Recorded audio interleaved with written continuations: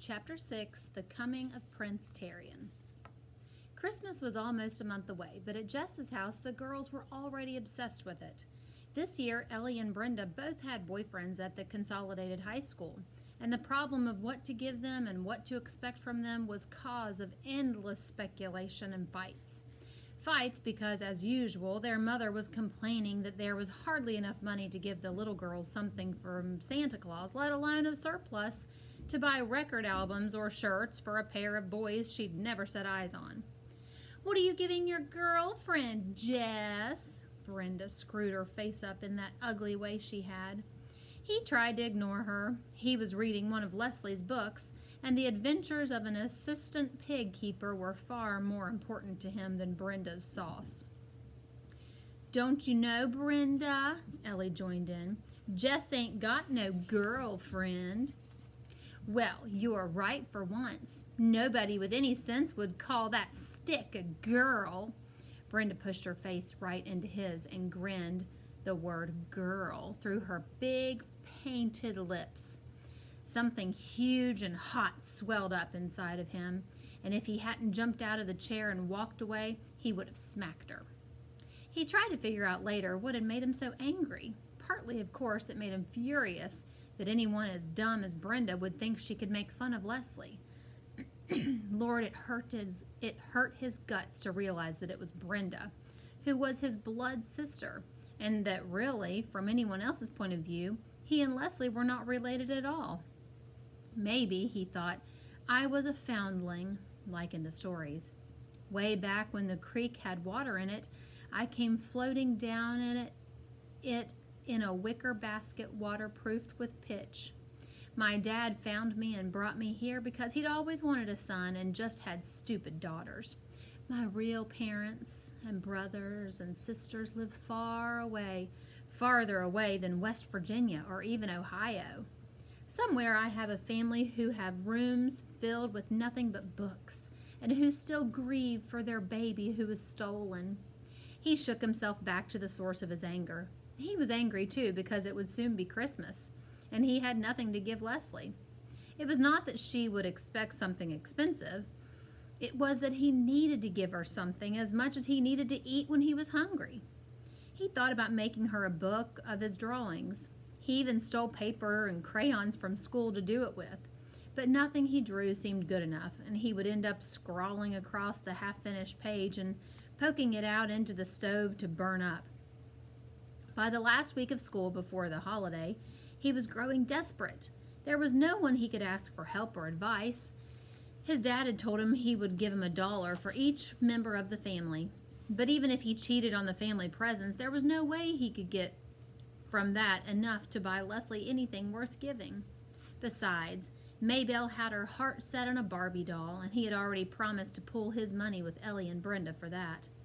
Then the price had gone up, and he found he would have to go over into everyone else's dollar to make up for the full amount for Maybelle. Somehow this year Maybelle needed something special. She was always moping around. He and Leslie couldn't include her in their activities, but that was hard to explain to someone like Maybelle. Why didn't she play with Joyce Ann? He couldn't be expected to entertain her all the time. Still, she ought to have the Barbie. So there was no money, and he seemed paralyzed in his efforts to make anything for Leslie. She wouldn't be like Brenda or Ellie. She wouldn't laugh at him no matter what he gave her. But for his own sake, he had to give her something that he could be proud of. If he had the money, he'd buy her a TV, one of those tiny Japanese ones that she could keep in her own room without bothering Judy and Bill. It didn't seem fair with all their money that they'd gotten rid of the TV. It wasn't as if Leslie would watch the way Brenda did, with her mouth open and her eyes bulging like the goldfish hour after hour. But every once in a while, a person liked to watch TV. At least if she had one. It would be one less thing for the kids at school to sneer about.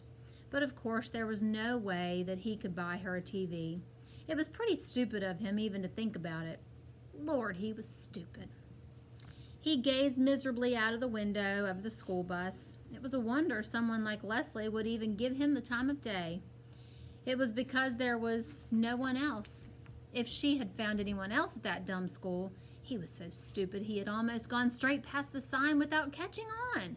But something in the corner of his head clicked, and he jumped up, pushing past Leslie and Maybelle. "See you later," he mumbled, and shoved his way up the aisle through pair after pair of sprawling legs. "Let me off here, Miss Prentice, will you?" "This ain't your stop."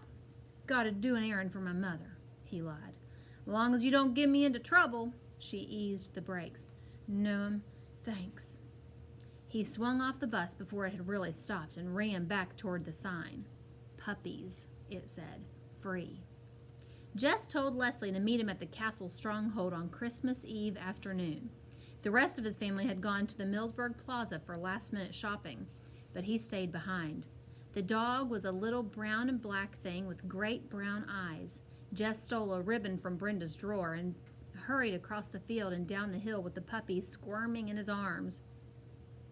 Before he got to the creek bed, it had licked his face raw and sent a stream down his jacket front, but he couldn't be mad. He tucked it tightly under his arm and swung across the creek as gently as he could. He could have walked through the gully. It would have been easier, but he couldn't escape the feeling that one must enter Terabithia only by the prescribed entrance. He couldn't let the puppy break the rules. It might mean bad luck for both of them. At the stronghold, he tied the ribbon around the puppy's neck, laughing as it backed out of the loop and chewed at the ends of the ribbon. It was a clever, lively little thing, a present Jess could be proud of. There was no mistaking the delight in Leslie's eyes. She dropped to her knees on the cold ground, picked the puppy up, and held it close to her face. "Watch it," Jess cautioned. "It sprays worse than a water pistol." Leslie moved it out of the way a little. "Is it male or female?" Once in a rare while, there was something he could teach Leslie. "Boy," he said happily. "Then we'll name him Prince Terrian and make him the guardian of Terabithia." She put the puppy down and got to her feet. "Where are you going?" "To the grove of the pines," she answered. "This is a time of greatest joy." Later that afternoon, Leslie gave Jess his present. It was a box of watercolors with 24 tubes of color and 3 brushes and a pad of heavy art paper. "Lord," he said, "thank you." He tried to think of a better way to say it, but he couldn't. "Thank you," he repeated. "It's not a great present like yours," she said humbly, "but I hope you'll like it." He wanted to tell her how proud and good she made him feel, that the rest of Christmas didn't matter because today had been so good, but the words he needed weren't there. "Oh, yeah," he said. And then he got up on his knees and began to bark at Prince Terrian. The puppy raced around him in circles, yelping with delight. Leslie began to laugh. It egged Jess on. Everything the dog did, he imitated, flopping down at last with his tongue lollying out. Leslie was laughing so hard she had trouble getting the words out. You're crazy. How will we teach him to be a noble guardian? You're turning him into a clown." "Roof!" wailed Prince Terrian, rolling his eyes skyward. Jess and Leslie both collapsed. They were in pain from the laughter. "Maybe," said Leslie at last, "we'd better make him court jester." "What about his name?" "Oh, we'll let him keep his name. Even a prince," this in her most Terabithian voice, "even a prince may be a fool." That night, the glow of the afternoon stayed with him. Even his sisters squabbling about when presents were to be opened did not touch him. He helped Maybelle wrap her wretched little gifts and even sang "Santa Claus is Coming to Town" with her and Joyce Ann. Then Joyce Ann cried because they had no fireplace and Santa wouldn't be able to find the way. And suddenly he felt sorry for her going to Millsburg Plaza and seeing all those things and hoping that some guy in a red suit would give her all her dreams. Maybelle, at 6, was already wise. She was just hoping for that stupid Barbie. He was glad he'd splurged on it.